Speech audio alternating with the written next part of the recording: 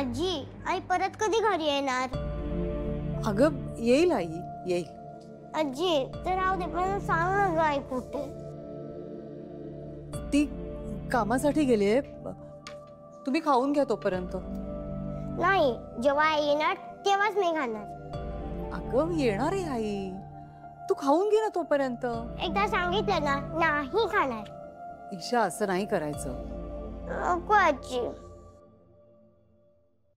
मी एक गंमत दाखवते. काय गंमत?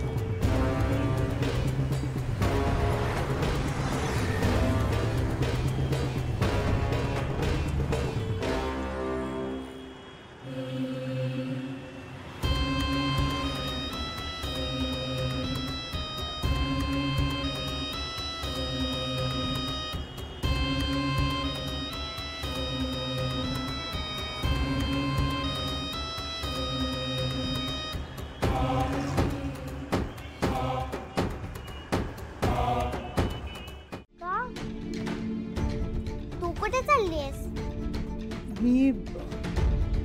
मी बाहेर जाऊन येते, लवकर येते. पण तुम्ही दोघी इथे रूम मध्येच खेळा. मी किंवा आई आमच्यापैकी कोणी आल्याशिवाय बाहेर पडू नका. आले लवकर.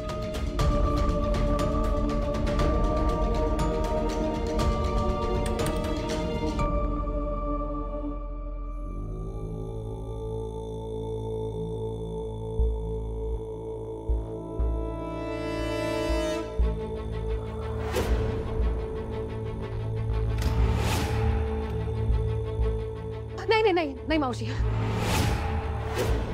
तुम्ही घराबाहेर पडायचं नाही. तुम्हाला माहिती आहे ना, तुम्ही घराबाहेर पडलात तर काय होईल. किरण काका सोडाच्या भावाने एवढे पेटलेत ना की ते कधीही काहीही करू शकतात. त्यामुळे आता तुम्ही जास्त सावध राहायला हवं.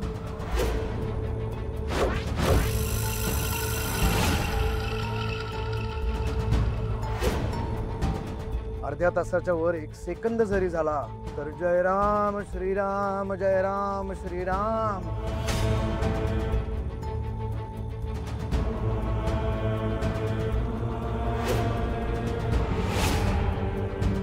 माझं काही बरं वाईट झालं ना तर शतग्रीव.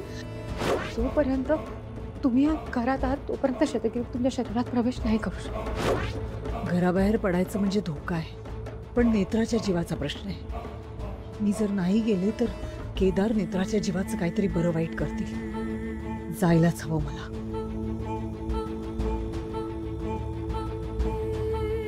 आता पुढचा व्हिडिओ जो पाठवीन त्यात मी तिला गाडीने उडवलेला असेल. फक्त अर्धा तास.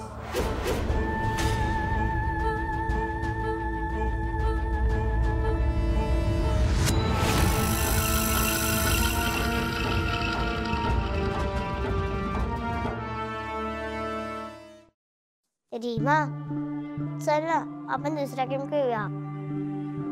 टेडी बेअर सोबत खेळायला मजा नाही येते. काय खेळायचं बळ? हा, आयडिया. आपण लपाछपी खेळायची.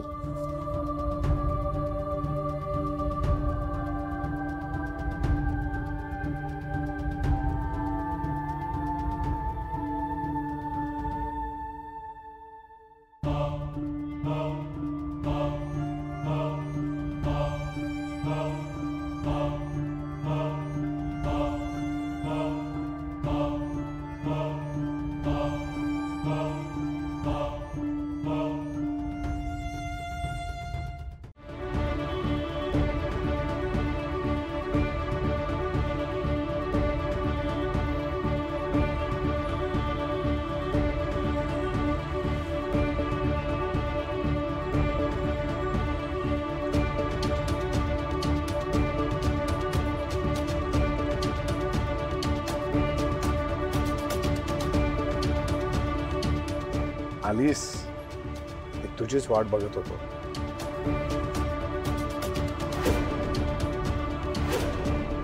मला ना शेखरला मारायचं होतं ना तन्मयला.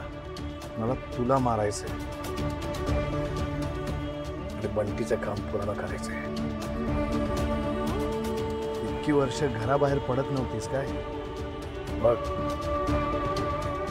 तुला घराबाहेर पडायला मी कसं भाग पाडलं.